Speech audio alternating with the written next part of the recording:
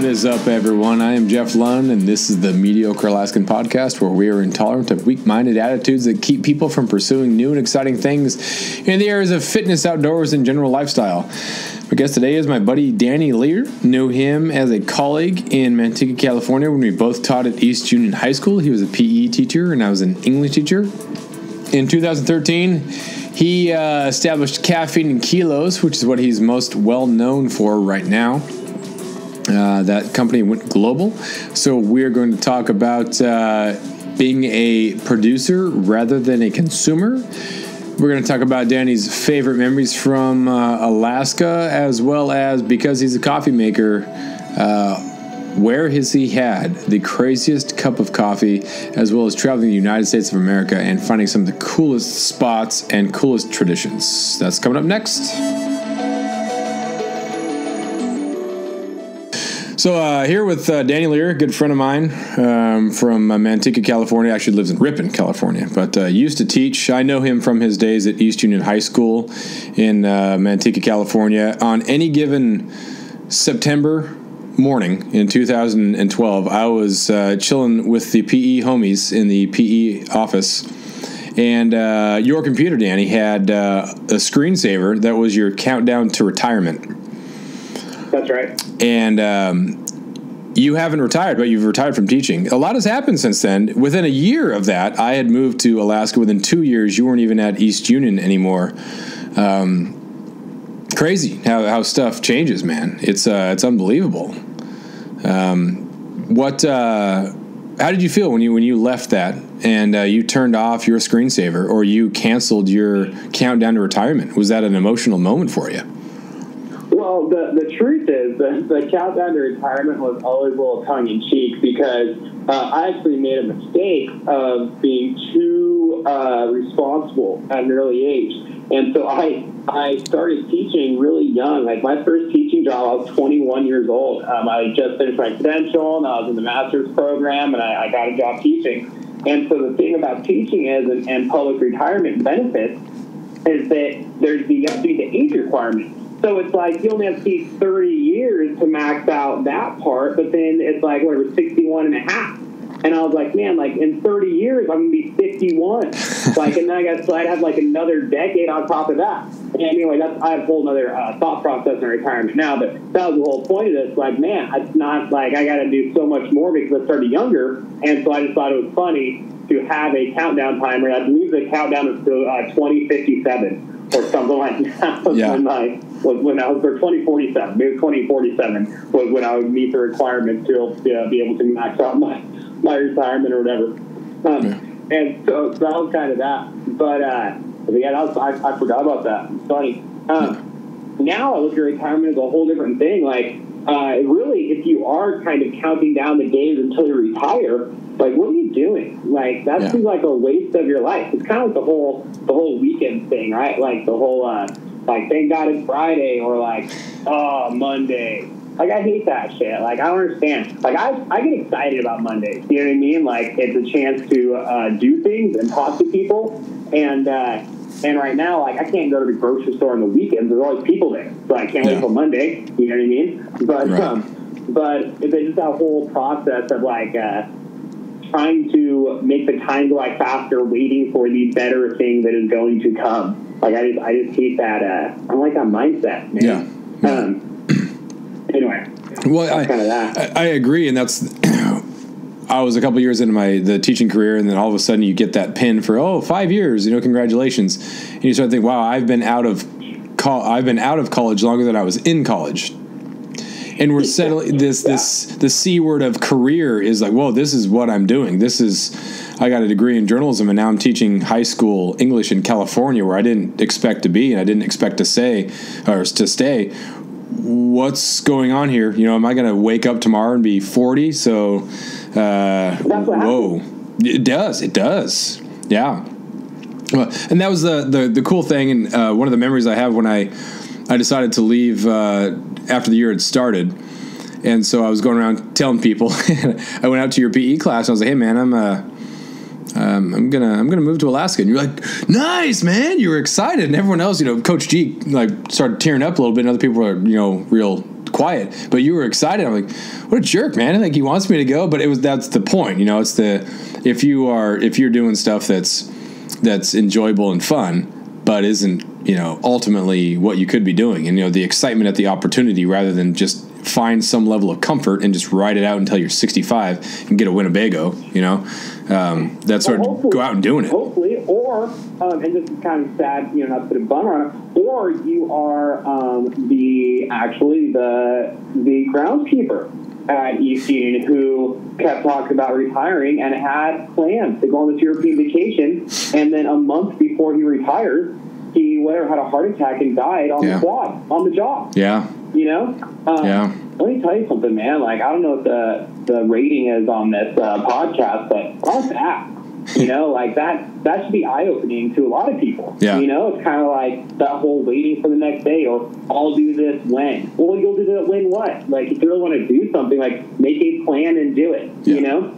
And I don't think a plan is when I'm, 30 years from now, I'm going to do something. It's like, man, if you really want to do something, what are you waiting for? Yeah. You know? So that's kind of the thing. Yeah, we keep out said you're going to Alaska. I was fired up because what I want more than anything is I want people to do what they want to do. You know what I mean? Like, if you decided that's what you wanted to do, well, one, I know you love it up there, and you're going up there every summer, and it's kind of that's your jam, you know? And I actually really enjoy it up there as well. And so there's that. But the other side is, like, if you made this full-on decision, it's what you're going to do, that tells me you're pretty committed to it, and which is awesome. That means you are actually pursuing your dreams. You're not just talking about doing something different. You're actually doing it. Yeah. And that just gets me so fired up. Yeah.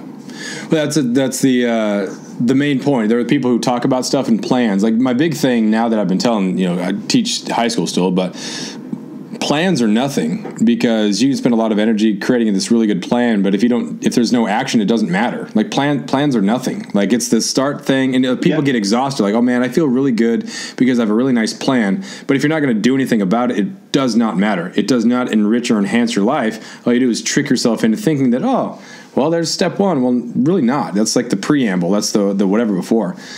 Dude, deadlines and priorities. Like, that's like the biggest thing is I kind of believe in this thing, you pick a main word, right? But then kind of for each year. Like, I'm not huge on New Year's resolutions, but I do think there's something to be said for pick something you need to work on and make a one word thing, and then that's kind of what you work on throughout the year. Yeah. And or what you think about, And so 2017 it was delegate, because I'm a doer. Like, I like doing stuff. I like if something needs to get done, I just want to do it. And so you get this little task, and it's like, oh, I'm going to take 5 minutes. And so I want to do it, but it's like, when you get 100 of those things, like, now that's 500 minutes. And if there are other people that could be doing those, you know what I mean? So anyway, that was my big word. But then what I discovered part of learning to delegate better is I discovered that deadlines and priorities. And then kind of one of those full circle things. So I'm sitting here, I'm like, man, why have they not finished this one task? And then they've been doing this other stuff. And then I realized it's because I didn't tell them what's more important, so how the hell do they know? Yeah. And so then, again, how it went full circle, then you look at your own life and stuff you're doing, and it's like, man, am I actually following, what are my priorities? I doing these things in work and life and whatever, and it's like I'm doing these things, but am I just doing the things that are easiest to check off the list, or am I doing the things that are actually most important? Yeah. And I think that, that's intention, a lot of people are just kind of doing things. It's like the, a little all over the place, but it's like the idea of to-do lists. Like, people write a to-do list and they say, oh, throw 1 or 2 easy things on there, get the ball rolling. No way, man. That's terrible. So what you're doing is you're teaching yourself to to only do the easy things and avoid the difficult things. I think go the other way. Create a to-do list and then look at that list and find the one thing on there that you do not want to do, and you do that first. Yeah. That's how you get that to-do list rolling. Right. And so anyway, yeah. Then priorities and deadlines are way greater than plans. Yeah. Well, I think you're at the point now, obviously, because Caffeine and Kilos you guys established in 2013 and have blown up. So you're at the point now where, hey, the delegate type stuff and the deadlines and do stuff. The create has been kind of my word of the year, because you have consumers and you have producers, and at any point in your life you can look at the type of stuff that you're consuming and whether or not it's involved in the process of producing, and if it's not, it's a waste. I talk about, it can be a whole bunch of different things that it's nothing, and it's not resulting in any sort of anything. So like even the entertainment, the type of stuff that you read, this type of stuff, the podcast you watch and the whatever you watch, if there's some things that are nice to kind of shut the brain down and, just, okay, that's fine. It's a little break, but what am I doing to produce? And the podcast is kind of a cool new thing because, I've been calling for 10 years now, and writing for magazines, but the podcast thing is cool. It's a new way of telling stories, and it's weird. It's different. I know you started a new podcast too. We'll talk about that in a second. But when you write something, you can go back to it the next day, next hour, whatever, and look at it and edit it and tweak it and this and that. But the podcast, you're just talking.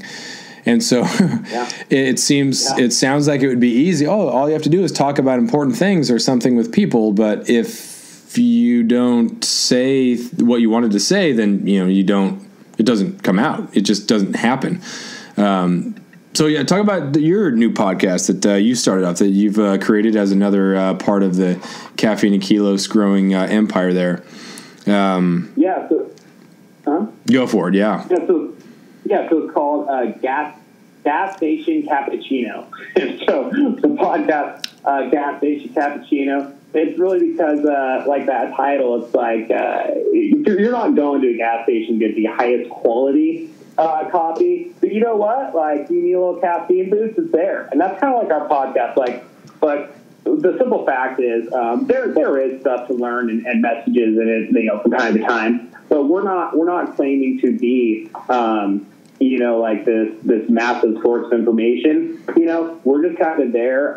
It's fun to listen to. We're just there kind of talking about what's going on in the weightlifting and just the fitness and CrossFit space, what's going on with Caffeine and Kilos, and just kind of like it's more of like a peek inside the warehouse up there, just being Fedora, my business partner, and I really just kind of talking about whatever's going on, again, in the industry or in business and that type of stuff. And it's just conversations that we would have throughout the day anyway. So now we just sit down and record them, And so it's just kind of like a little, like poking our head in the office, that kind of an idea, Yeah. But it's fun. And it's just another way for Caffeine and Kilos to get out there and to be, in the community and a way for people to be involved with Caffeine and Kilos, Mm-hmm. So, but yeah, it's interesting what you said. You're totally right. So it's like you say it, and then there's no. I mean, you can end it, but you can't add in words. Like, if it didn't happen, it didn't happen. Yeah, exactly. And that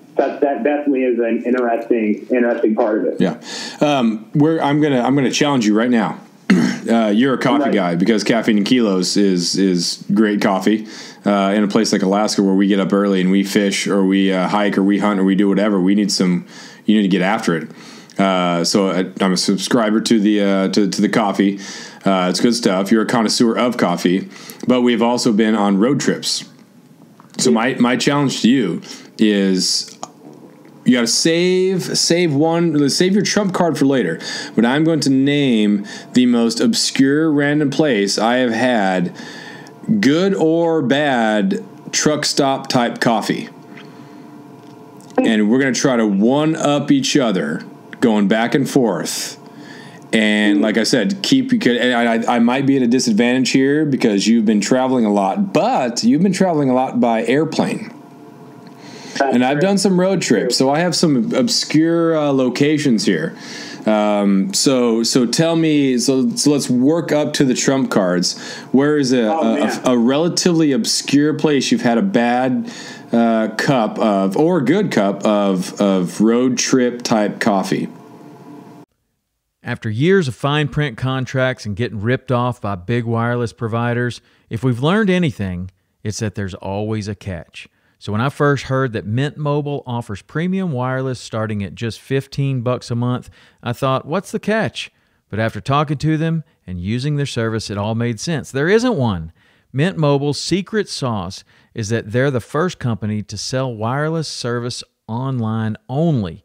They cut out the cost of retail stores and pass those sweet savings directly to you. For anyone who hates their phone bill, Mint Mobile offers premium wireless for just $15 a month. I was hesitant about having to get a new phone and a new phone number, but with Mint, you can use your own phone with any Mint Mobile plan and keep your same phone and your same phone number along with all of your existing contacts. Mint Mobile gives you the best rate whether you're buying for one or for a family, and at Mint, families start at 2 lines. All plans come with unlimited talk and text plus high-speed data delivered on the nation's largest 5G network. Switch to Mint Mobile and get premium wireless service starting at just $15 a month. To get your new wireless plan for just $15 a month and to get the plan shipped to your door for free, go to mintmobile.com/waypoint. That is mintmobile.com/waypoint. Cut your wireless bill to $15 a month at mintmobile.com/waypoint. Well, I'll tell you one is in New Jersey, some of the freeways, all right, they're all toll roads, like these turnpikes or whatever. So you can't, you have to get off, go through the toll booth, go to a gas station, go through the toll booth, get back on the freeway. It's like total pain. So between the actual exits, they have little gas station mini marts just kind of on the side of the freeway.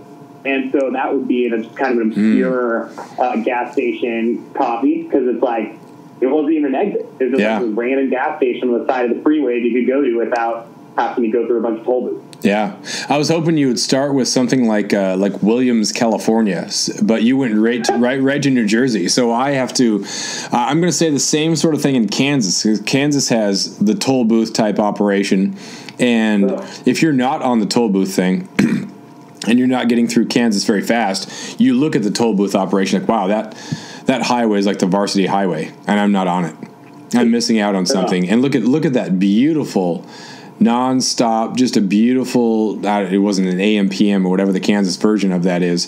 But yeah, so in the middle of nowhere, Kansas would be what I then say to your. I see your New Jersey, and I raise you Kansas in the middle of nowhere. What do you got now? Well, I'll tell you what I got next is in Georgia. It's actually right by Augusta, Georgia. So there's a little town by Augusta that's Martinez. And what makes this story interesting is that I did a little weightlifting seminar there, and I said, "Hey, it's great to see you, Martinez, Georgia," and everyone laughed, and I didn't understand why. And afterwards, I'm talking to the gym owner, and I said, "Yeah, what's the big deal? Martinez, what's, I said, "Oh, sweetie, around here, we say Martinez." Oh, hey, California got you on that one.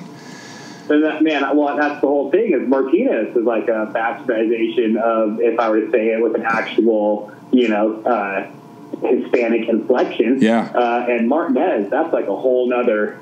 That's like a whole nother whitewashing of the term, Yeah, that's funny. That's funny. Shoot, I'm running out. Like I said, I thought I was gonna go with Winnemucca because Winnemucca, it's pretty. I mean, you just hear the name Winnemucca, and yes, I got. And in Winnemucca, I was on a drive to Montana to fly fish. And it was Winnemucca, and it was a truck stop that also had a casino in it. Because everything in Nevada has, hey, stop here, go to the bathroom, get some beef jerky, get some coffee, and then gamble as much as you can. So Winnemucca was going to be on there. But there was, I can't remember the place, but it was definitely one of those sort of regional things. When my brother and I were driving from North Carolina to California, and the second we dropped into Arkansas, a beautiful rolling highway, whatever. The second we drop in, I see a tractor, and the dude is driving it on the highway with no shirt on, and I thought, wow, This is here we are. Welcome to Arkansas, where stereotypes are real. But I can't remember the name. They had like there was like fried catfish. So you go there, you know, fill up your car while your car is filling up. You go in there, you can get like fried catfish, and you can get crawfish, and you can get they had shrimp too. And I thought, I gotta stay away from that. But yeah, that was some pretty interesting coffee, for sure. But we were driving through from Georgia into Mississippi, and you go through Alabama, and people told us, they said, don't really stop in Alabama. I said, what are you talking about? I'm sure it's a fine state. They said, well, no, it's all right, but, you know, I feel like in a town, like stopping in a town, that's fine. But if there's just like a little truck stop kind of off the side of the road, like just kind of like try not to stop there. And the reason why is that there's 4 of us, 2 of us just white guys, and 2 of them were just these Asian guys. And we're like, nah, man, like 2015, like we're from California. I think it's, you know, not really a big deal. You're making it up to more than it is or something, right? Well, so we're driving through Alabama, and we stop. We do stop. We're hungry, and there's a Sonic off the side of the road, and then next to it was this little gas station, which we ended up getting coffee after the Sonic.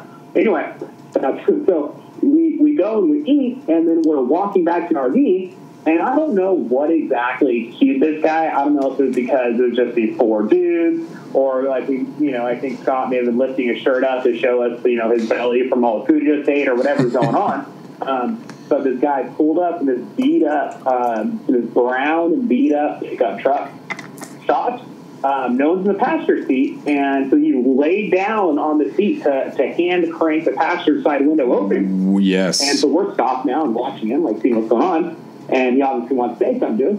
And he just says, weird. And then he laid back down and hand cranked the window back up. And wow. Then drove off. And we were so confused. That was pretty important to him. He put some work forth. That's a lot of effort just to yell the word. And then we, of course, then you have the you know, like the self evaluation, you know, and the group around that. What could we have been doing that encouraged this guy to do the drive-by clearing? You know, I mean, yeah. it was very bizarre, very, very odd. Wow. Yeah, I can't. Yeah, you know, it's that's what I love about the road trip. You know, because you don't get that if never you know. No, and if you fly into an airport, you go to the airport, and you're getting like I wouldn't even necessarily say civilized, because just because you're in a city does not mean that you're, you know, any more, you know, refined than anybody else. You might think you are, but just getting that, like, hey, America, like people are like, I want to go to Taiwan or the Philippines, whatever. Like, there's a lot of America that I want to see still, and just like, whoa, dude, this exists. This is awesome. Well, that's, you know, man, I agree with that 100%. Like, actually, my wife and I, when we first got married, to kind of save money, like, we didn't really travel internationally at all. We just went around the country, and we just pick a city in the U.S., and we just go and we stay just a weekend, like right downtown, and just walk around downtown all weekend, and kind of like see the city from the street view. You know, and it's crazy, man. Like, you go all over the country. Man, the U.S., like, different parts of the U.S. almost like a different country. Like, if you're talking about like the New York, Boston area, then down south and the Pacific Northwest and into Southern California, you're talking, it's basically like different countries. Yeah. You've been in Nashville? I have not been to Nashville. Oh, dude, Nashville is. I spent one night in Nashville. Went by the CrossFit gym again when we were driving across, and it's made out of a couple, like those shipping containers. So you got 2 of the huge shipping containers, and there's obviously a structure in between, because there's no way that you're going to do, like, you know, a CrossFit gym in a couple of those. But that's kind of the in thing to do, is to use shipping containers for houses or this or that. But the downtown Nashville is just happening. It's like a redneck Vegas without casinos, but not really redneck. You know, it's just country music, because you have so much of the music history there for sure. But you just have people on those it's like everyone there is on a bachelorette or bachelor party. But there's incredible food that's like, hey, you know, real type food. You go to Vegas, you can get like any type of food that you want at these buffets, but Nashville's like, hey, we're gonna hit you with some really good pulled pork, and we're gonna hit you with some really good just beef that is cooked in fabulous ways. So you got to go to Nashville for sure. That place is awesome for sure. I could have spent days there. I really want to go. That's definitely on the short list. Yeah. Have you been to New Orleans? I have not. Nolans. It's a very similar type thing, man. Like the food is it's so good. Like you can't even. I'm sure Nashville's the same way. It's like different parts of the South, I guess. Like you can't even describe it. Like like you've had gumbo. It's like you think you have. Like if you haven't if you haven't had gumbo like in Mississippi or like in New Orleans, like you really haven't. Like you don't know what it's like. That's like saying that you've been to Chipotle and been like, no, I've had Mexican food. Exactly. Not exactly. Yeah. I've been to Panda Express. I've had Chinese food. Exactly. It's kind of like the same thing. Like you just can't. It's unreal. In fact, the truth is, it actually, spending some time in the South, kind of ruined Southern food for me. To an extent. Yeah. It's like now, like if there's gumbo or something, like I just don't even do it. Like, it's just not going to be what I'm expecting, and so I just can't even do it now. Yeah. When I was in North Carolina, the start of the trip, or actually the year before, I went back there to visit my brother, and everywhere you go, I was like, hey, how many pulled pork sandwiches can I get? Everywhere I went, it was like pulled pork. Let's just get it.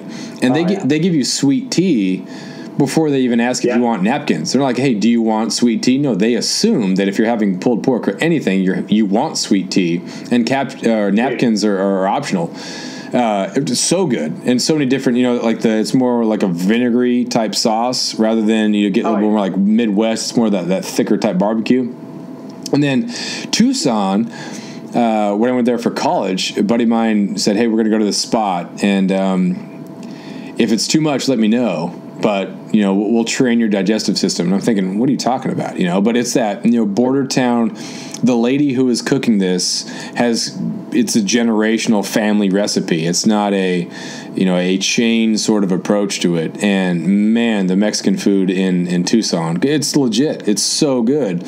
You can't, and even in the same town, you have different versions of it. Like, oh my gosh, it's unbelievable. And if that alone is worth a food tour of the U.S., just go around and get the real food from that area.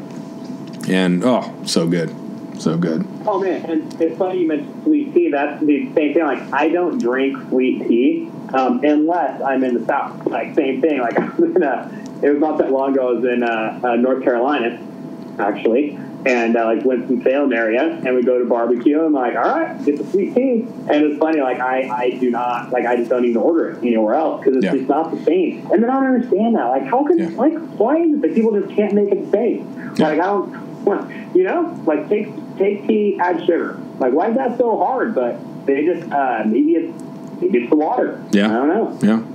You know what it is? Yeah. You know what it is? Right. It's the ingredient. It's the special ingredient.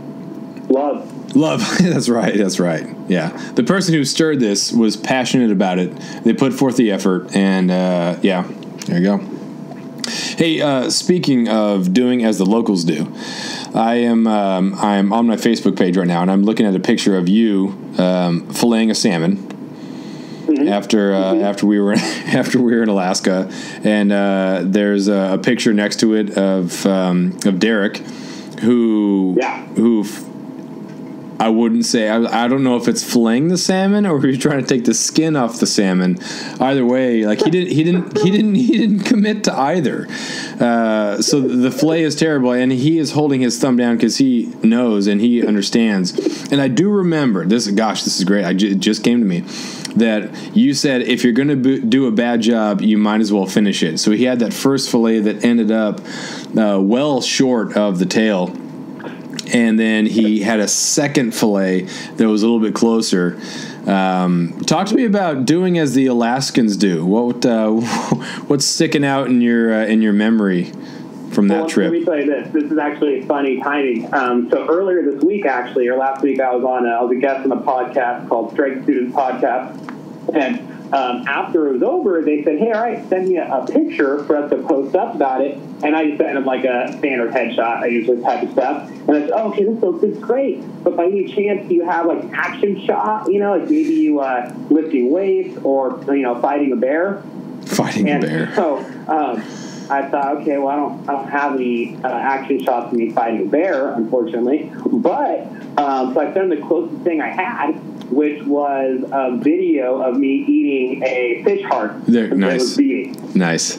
And so I just sent I sent him a highlight reel of the manliest things I've ever done in my life. Nice. And so it was me removing the bloody fish heart from the fish, showing it still beating in my hand, popping it in my mouth and chewing it up. And then there's also a video of me tearing a phone book in half. Right. And I figure, you know, there's no bear fight, but that's supposed to get, right? Yeah. So anyways, they used the video of tearing the phone book and not the one. They sent me a message that, those videos are awesome. I'm not sure the general population, like the fish heart video. Yeah. A little too intense for Gen Pop. Too intense, yeah. Well, that's the talk about things that stick out of my mind is still beating fish heart. Yeah. That's one thing. Yeah. And the old Jeff Lund trick, you tell everybody it's Alaskan tradition, so the first salmon they catch, they have to eat the heart. Yeah. Which is the only Alaskan tradition because you made it one. Yep. And then the other part is that didn't stop me, knowing that didn't stop me from doing it both years, probably a couple times each trip, just because, you know, when else you get that opportunity. Yeah. Well, that's the cultural type thing, you know. Deer heart is really good. You bread it, you barbecue it, you whatever, you know. Ancient times, or not even ancient times, but, you know, generations ago, it was the paying homage to the animal and by eating the most of it. And so, you know, culture has lost a lot of that. And so the reason why they don't want to publish that possibly is like, yeah, well, this is not a thing that we do in urban type America, but this sort of slice of the old times still exists in Alaska, which is kind of nice, kind of refreshing. Last frontier. Yeah, that's right. And then another thing that sticks in my mind is actually the manliest thing I have ever seen in my life was performed by you, Mr. Jefferson Lund. And that is we were fishing. And I think this was so there we were, right? We were camping. We borrowed a tent, but there was a pole. So essentially we borrowed a tarp. Yep. And then... on that one real quick there. So... We borrow a tent, and the tent's in the bag. It's all good to go. But the guy I borrowed it from did not put the poles in the tent. And it was Eric's first ever camping trip. The guy at the time he was close to 40, maybe late 30s. Had never camped before in his life. And his first ever camping trip. Like, I had poles for my tent. I thought, you know what? I'm not going to deprive you of a great story.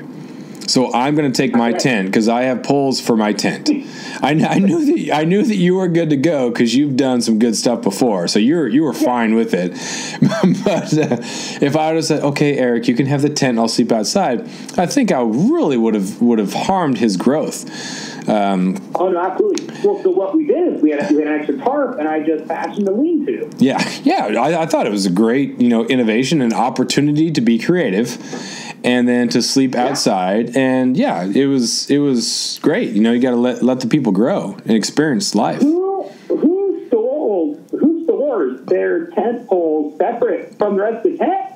I've never heard of such practice. I don't know, especially, you know, the guy's not a newcomer. The guy, like, I grew up with the guy. And how does that? I understand maybe the bag that everything comes in isn't quite big enough. And so maybe it goes, but you still you just get a bigger bag. I think that's it.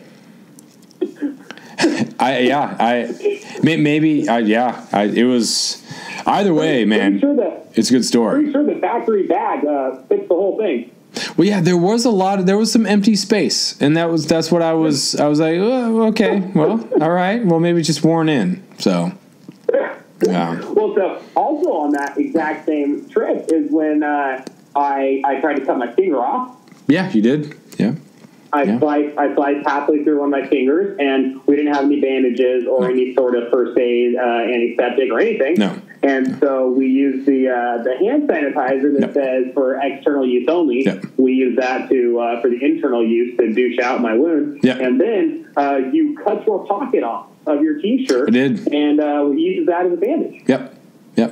That was it wasn't my favorite fishing shirt, but it was in the top 2 or 3. But that's what you do, you know? So when someone asks, hey, why do you not have a pocket anymore? There's clearly stitches and residue from a pocket. What happened? Oh, well, my buddy got cut. He cut himself. You know, his finger was hanging off, and so we had to fix it. You know, we had to secure it. So, yeah, it's, you know, that's the Alaskan way.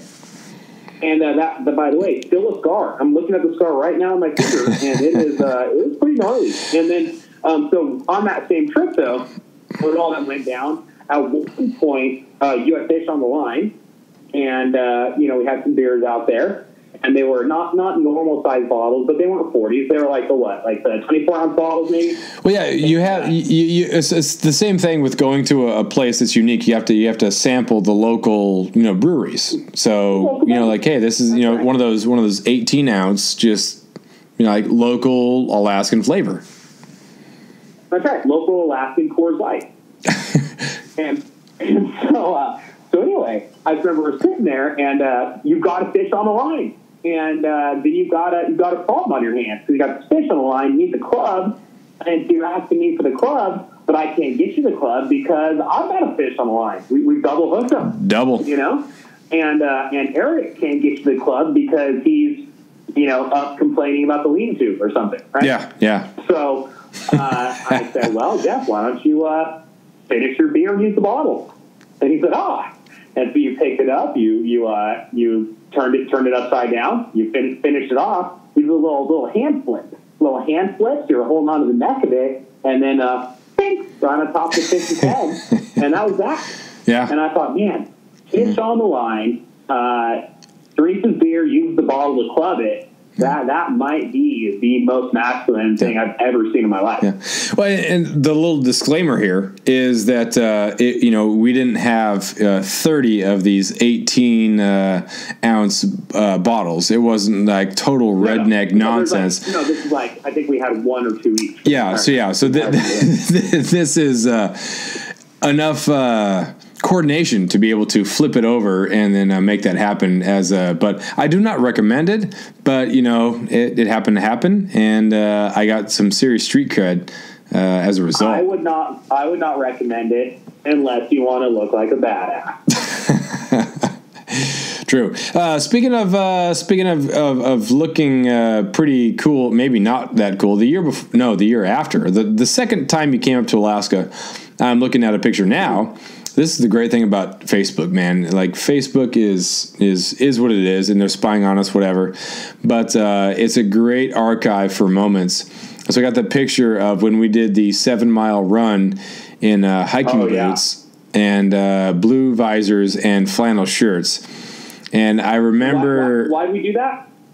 Because why not? Because someone told us we wouldn't. That's right. Who was that? We saw someone, and they're like, "Oh, you're not." Oh, yeah. I remember. Yeah, we were kind of challenged. I think we may have done it either way, but yeah. Once we were challenged, like, "Oh, yeah, we're going to do this." Yeah, we were at we're somewhere, and there's some ladies there who are actually runners. Like, it was like what they did. Yes. They're runners, and they're like, "Hey, you guys doing the firecracker run?" And I said, "Oh man, we're up here on vacation. All I have is hiking boots, you know." And they said, "Oh, okay, yeah, we see what's going on. Oh, yeah, you need an excuse." And I said, "You know what? Why don't we just do it in our hiking boots?" That's right. That's right. I said, "Oh, very well. If you and Derek can do your hiking boots, I'll just wear mine also." Yeah. And then the morning of, we decided to go with flannel shirts as well. Yeah, mine as well. If you're going to fully commit, you fully commit. So yeah, that was right. I remember it was the runners trying to recruit us to the run, and then so I'm looking at the picture, and we're all in wool socks too. Wool socks, hiking boots, shorts, and then flannel shirts that have some sort of red involved. And then we got those blue visors because it was a hot, sunny day. They were at the start line. They were handing them out at the start line in case someone didn't have a hat. And so we thought they really, really tied our outfits together. Yeah, because anytime that the temperature gets near 70, not even over 70, you know, Alaskans tend to get a little bit warm. So we had those. We're all in sunglasses too. I distinctly remember trying to document the run, and I had still on YouTube. Oh, it might be. I've checked that out. Yeah. Because I had a Stone Temple Pilots song that I guess it's kind of shady now, because if you put a song on with a video and you don't have permission, it's like, you know, whatever. It's up there though. Yeah. But I was like, hey, film me. And I had a water bottle, and I squashed the water bottle so it would like spray all over me. But the visor took all of it away. And so I did not feel refreshed at all. It was like mile 6 of the run. Mile 6. And I want to be refreshed. I'm hot. I'm sweating, chafing, just not feeling good. I need the water in my face to cool me down. And the visor just protects me from all of the relief. Not good. And we ran the entire 7 miles with the sole exception of the playground. Yes, we got distracted.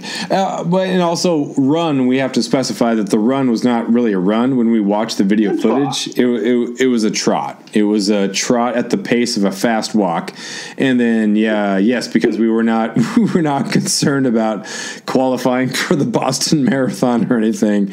We stopped at the we got on the sled slide. Yeah, we got those horses on the springs. I think you had one of those things. Yeah. That was good. And then we continued on our way, and got prizes at the end, I believe. Yeah, won our age group. And here's the other thing is this is the best part of the entire thing is that when it was over, we went back to the house and we needed to chop some firewood at some point. We thought, if we don't do it now, we'll be tired later. And 4th of July morning. And so then we kept the flannel shirts on to chop firewood. So then all of your neighbors thought that we dressed up just to chop the firewood. Yeah. Because we were wearing our flannel shirt. Yeah. Really excited people that were visiting, because people are used to me having friends come up from California or New York or Arizona or whatever. So they're used to that.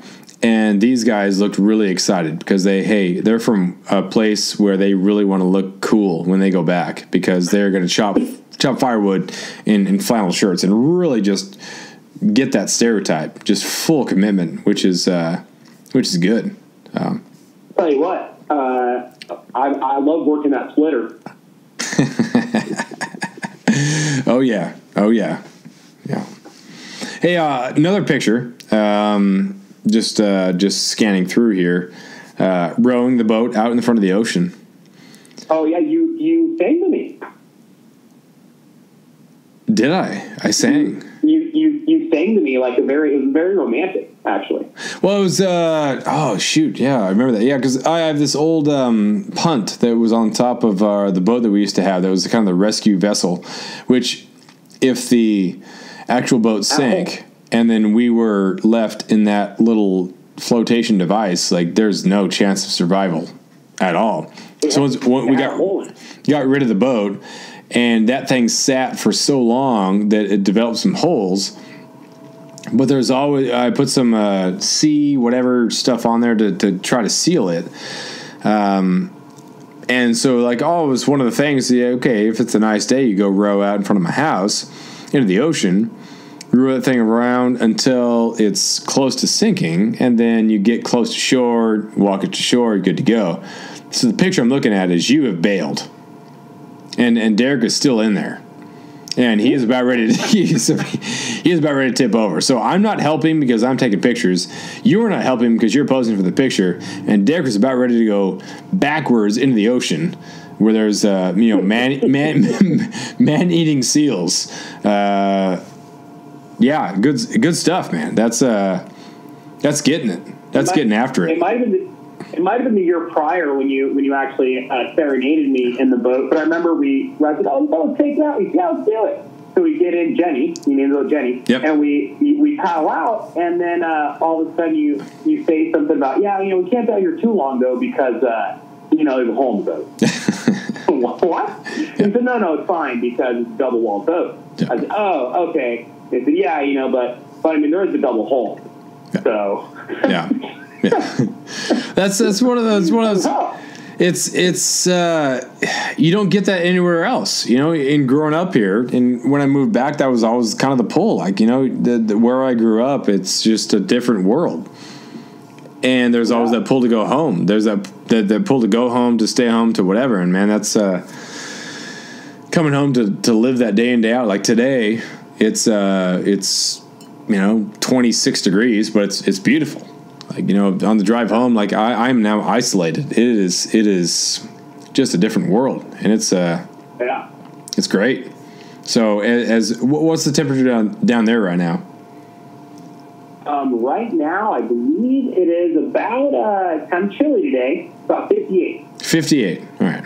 So when I woke up this morning and I drove over black ice, because there's no snow on the ground, but it has been cold and just damp enough. So when I was driving to school for practice on black ice, it was 26.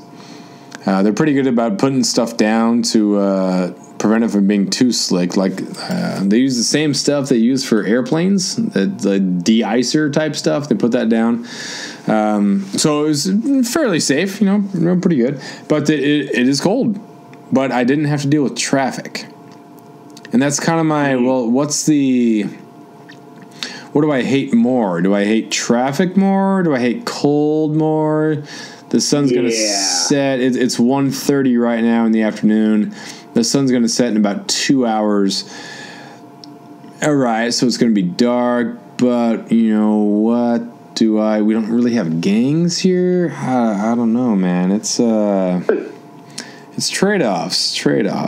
So that's it. I'm going to talk about your podcast a little bit here.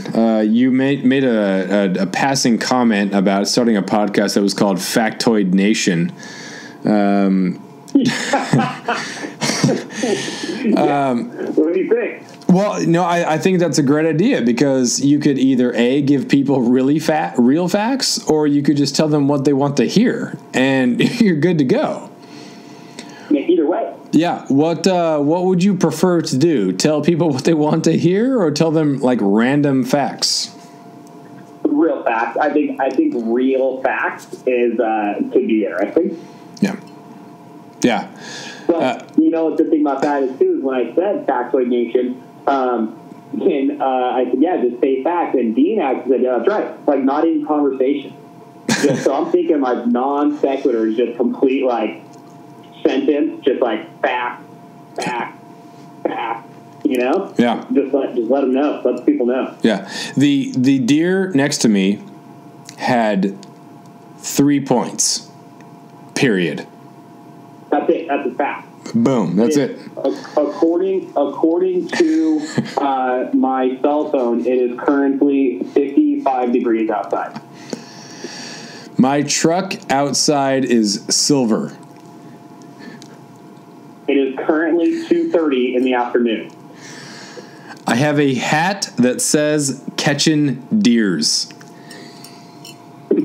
I got a vasectomy 2 days ago. Oh, dude! Oh, that's the trump card. That is, man. We could have gone. You ended it. What in my single man Alaska thing can compete with that? No, not nothing. That's not a fact. You ruined it. Oh, that wasn't a fact? Oh, I thought you were just listening. Mine was a fact. Your sentence after mine wasn't a fact. Oh, no, it wasn't. I lost. You won. You won that one. Oh, man. Good stuff. Another thing that I don't know which podcast it was. You were talking about Alexa, and you were talking about ordering stuff online, because obviously, Amazon just totally wants to make money. There was maybe a passing comment about the fact that Alexa's probably spying on us and listening to all of our conversations. What do you got in that sort of uncomfortable, maybe a dystopian sort of feel with where things are going down south versus up here, where things are behind, but not as behind as we were in the 80s? Well, it's weird too, because Facebook actually admitted it. Like, they actually came out and admitted that one of their apps was listening all the time. Which, I mean, obviously they all are, because like the Alexa, like if you say Alexa, then it listens what you have to say after that. Which obviously then it has to listen all of the time to know when you say the word Alexa, right?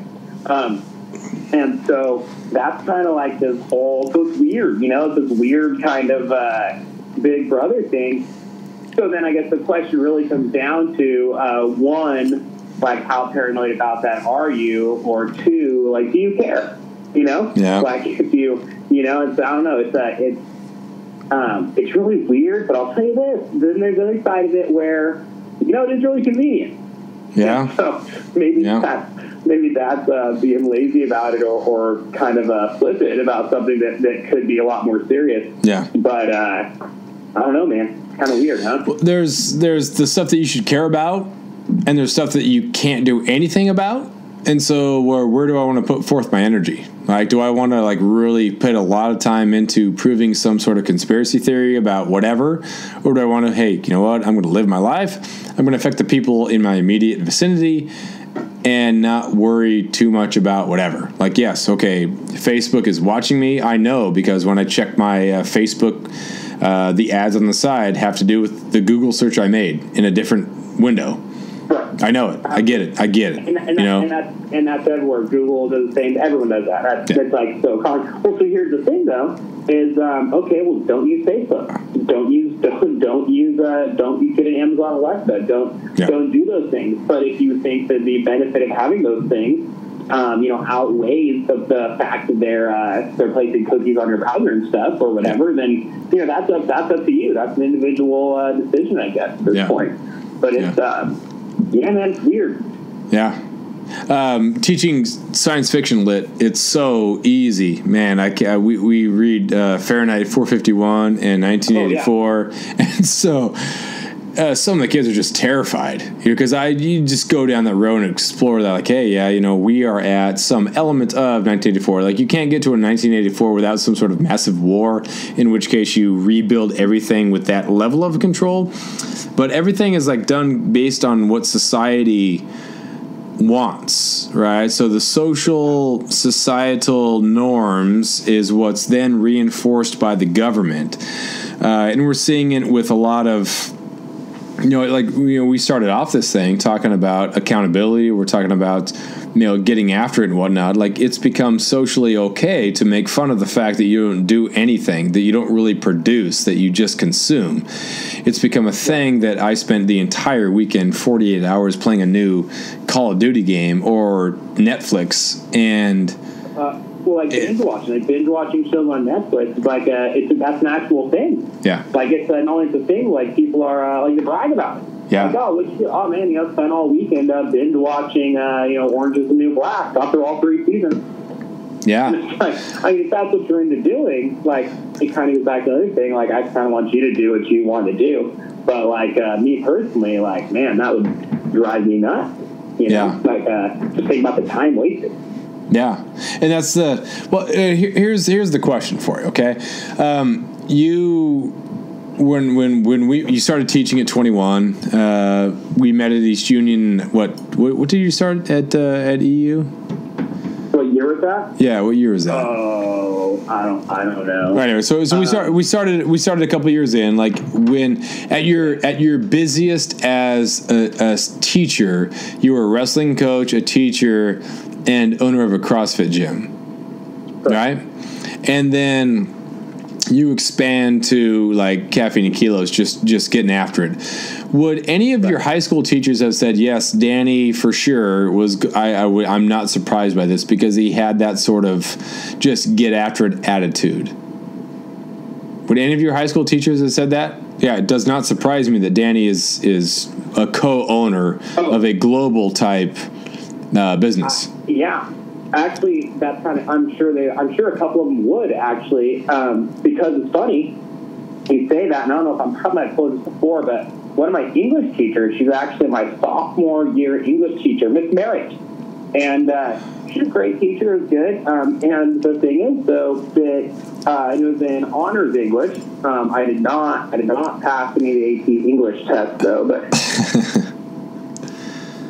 it's why she had a lot of faith in me, because English was not my best subject. I was so much better at math and stuff, but for some reason she always really believed in me. And so after I graduated, I was in college, and I saw her somewhere, ran into her, somewhere, and she said, "Oh, Danny, what's going on? What are you doing?" And I said, "Oh, actually, I'm going to school to be a PE teacher, And she hung her head and reached up and put her hand on my shoulder and was just shaking her head. And I was like, "What?" And she goes, "Danny, what a waste." Wow. I was pissed. Wow. What do you mean? What a waste? Teaching's a good job. Damn it, you're a teacher. I didn't say, I didn't know what. I was just what? I thought, what do you, ha-ha? Now it's kind of that. But then when I was a teacher, I would tell this story about the different plan. I'd be what the hell is what's wrong with her? You know what I mean? Teaching's a great job. I'm I actually feel teaching is a great job. Honestly, I loved it. I enjoyed every single day. I quit teaching because I didn't have time, other stuff going on. It was a time issue. It wasn't because I didn't enjoy it, But anyway, so that kind of stands out to me. So when you ask that question, and that's one thing that definitely comes to mind. Yeah. So do you think that people are, and I think this is the ultimate question, because people at some point say, you know what, that's just not what I'm supposed to be, not who I'm supposed to be. And so they settle for something less. Do you think that you were going back to day one, in the embryo, were you created to be or meant to be someone who's going to be that enthusiastic? Or was it, were you destined to do this? Or was this just a matter of reinforcement at such a young age that you were someone who was going to get after it and going to be creative and put forth the energy? Oh, I think it's definitely something to be learned. It's definitely a learned behavior. And there's no way to know. But the reason I say that is I look at, I don't know. I say that also, but then my brother is, he's California Highway Patrol, CHP, good job, great, nothing wrong with that. But, we had the same upbringing, basically, and he does that and I do this. But, my grandfather owned a couple businesses. That's all he ever did. My father ran that business for a long time and actually owned it for a while. And so, kind of raised that environment of owning a business and knowing you kind of do what it takes when you do run a business, and you can work for yourself and start a business and be the boss and kind of make your own money, type thing. And so I've always kind of known that and had that, and that definitely had an impact on me for sure. But then also, when I was in college, actually, my dad sold that business and went back to school also. And it was funny. I was in college, and my dad was going to the same school. So we'd run into each other in the hallway, And so I was never raised with any sort of entrepreneur is the way to go, classic jobs are bad or education's bad. But I also wasn't raised to where anybody saying that getting an education and getting a desk job is the only thing to do. That definitely was not part of the message either. It was kind of, whatever you want to do and whatever works for you. But there was just these experiences growing up where there's a lot of kind of messaging that definitely benefits me now as far as you can own your own business, make your own money. Also, hard work. There's a lot of kind of hard work stuff. My dad had taken stuff backpacking as a kid, and that had a bigger impact on me than I even knew. Just in the past couple of years, I've realized what an impact that did have. As far as hiking when I was 5 years old, hiking up over mountains and stuff. There's no going back. You got to keep going. Something hard doesn't matter, do it anyway because there's no other option. And then also just a competitive competition standpoint. My parents, they put me in lots of sports, but also they played sports. I remember when I was a kid, we'd go Sunday after church. We'd go out to the soccer field. My parents were playing co-ed soccer, and me and my brother would be hanging out there, So kind of athletics and just competitiveness was always a part of kind of of life as a kid also. So you look at those experiences, those all tailor and dovetail really nice into, doing your own business and being an entrepreneur and that type of thing. Mm-hmm. It's so hard to, when you, as a teacher, to try to convince kids that, like, well, I don't have the resources that you did. I don't have the family that you did. But there's always that kid who just destroys it and just dominates. And you wonder, like, okay, well, this kid was destined to succeed no matter what his upbringing was. But then what about the kids who don't think that they're not destined to do anything? Like, you know what it is have you read the book Mindset? No. What book is that? So there's this book called Mindset. It's by Carol Dweck, and it really talks about all this. And basically, it's the idea that it's the mindset of doing, and it's the effort, and how praising the effort versus praising the end result, right. And the impact that has. And basically, you sit down with these kids that were in like 4th, 5th, 6th grade, or younger even sometimes, and she got this puzzle. And some kids would look at it, and it was like very difficult. Some kids would look at it, they try it once, and then just be like, they quit. I can't do this. I'm not smart enough. I can't do it. Right? Other kids would look at the puzzle and be really hard, and they'd say, "Oh boy, I love a challenge."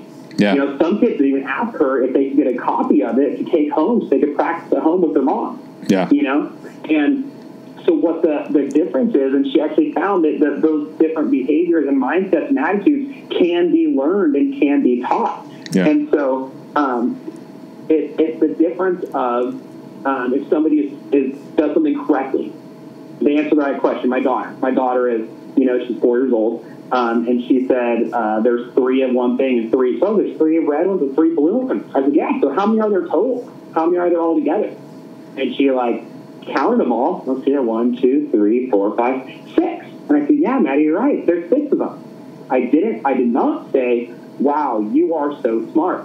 Yeah. Right? What I said was, yeah, you're right. There's 6 of them. Maddie, good job figuring that out. That was really smart how you counted them up to figure it out. That was really smart how you counted your fingers to get to the answer. Yeah. She brings home a coloring project. Hey, great job. Great job coloring this. You're a fantastic artist. I said, hey, great job coloring this. Man, did you work really hard to stay within the line? It looks like you really stayed in the lines here. Did you work hard on that? Man, great job really trying to stay within the lines there. Right? Yeah. Because the thing is, if you say, wow, you're so smart, well, so then what's the message there? The message is, if you know the answer, you're smart. Well, if you know the answer, you're smart, then inherently, if you don't know the answer, you're not. Stupid, right? And that's obviously not good. Same thing with the drawing. Like, okay, if it looks good, you're a great artist, you're so good at this. Well, what if one doesn't look good? Does that mean you're a terrible artist? Like, you're bad? Like, that's not a message you want to send either, So it's the whole idea of the effort and praising hard work and praising problem solving and praising that type of thing, which leads to the whole thing. Yeah. And so that's I think that's the biggest impact and the biggest difference maker. And I think that's like coaching athletics. You can have such an impact because there's a very real thing of like work harder and practice, perform better when it matters. Like that, there's a very real connection that you can make with kids. And sometimes it's hard to make that connection, outside of like an athletic environment. Yeah. Well, I think the same sort of like influence as a like teacher is obviously the most easiest, or at your CrossFit gym, it's the same sort of thing. Like, hey, you're not destined to be out of shape and like sick. Like you can do this. You have to train yourself to do it. Like, and it's part of one of the most frustrating things about being a teacher is that getting kids convinced you can do this. You may have been told that you can't, or that you're not good enough, or like making excuses for you, but no, you have to break free of that. And I think there's so much of our culture now that is, they were taught something that, hey, you're going to be mediocre, and that's just what you have to deal with. And I just think that's crazy. Because in the same way that you were taught when you were a little kid that you're this, you can, okay, I'm going to break free of this, and I might not be the best in my whatever, but I can have a fun life. I can have a good life. I don't have to be The Rock. I don't have to be Aaron Judge. I don't have to be the epitome of everything that's in this specific skill, but I can dominate. Like, I can get after it, and I can have a fulfilling life. I don't have to be because I was born like this. I think that's part of the problem, too, is with kids, with youth, and adults also, really, but especially with younger kids, is that nobody wants to be different, right? Everybody wants to fit in. Everyone wants to be. And, it's funny is the kids who maybe dye their hair or whatever, do something to try and look different. Well, they're trying to look different, but they're actually trying to look like the other kids that are trying to look different. Yeah. You know what I mean? Like, that's the whole thing is like, look, we can all be different together, Yeah. But the point of that is that sometimes that it goes to the point of where a kid doesn't want to know the answer or doesn't want to be smarter or doesn't want to, work harder, whatever, because the other kids aren't. You call on a kid in class, if nobody knows the answer and they do, sometimes they'll be hesitant to answer. Yeah. Because they don't want to be different. They almost want to be like the other kids and not know the answer, Yeah. And that's what you have to get past, is that's another lesson there, is that you teach kids, like, everybody's different and it is okay to win. Like, winning is nothing to be ashamed of. You should not be ashamed of winning. There's nothing wrong with dominating.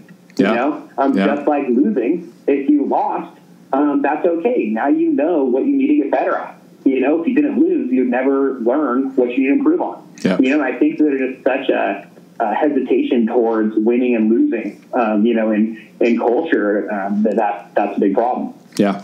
Well, it's sad to be a loser. And so, gosh, you feel bad, So let's make losing less bad and let's make winning less good. No, like, that's what happens. That is the reality of life.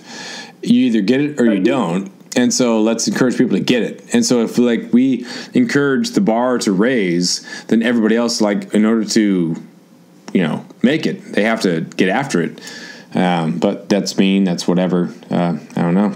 But that's the whole problem too. Is like, people are just, for whatever reason, that it's exactly. It's the whole thing. You don't want people to feel bad, and so, but the problem is when you lose.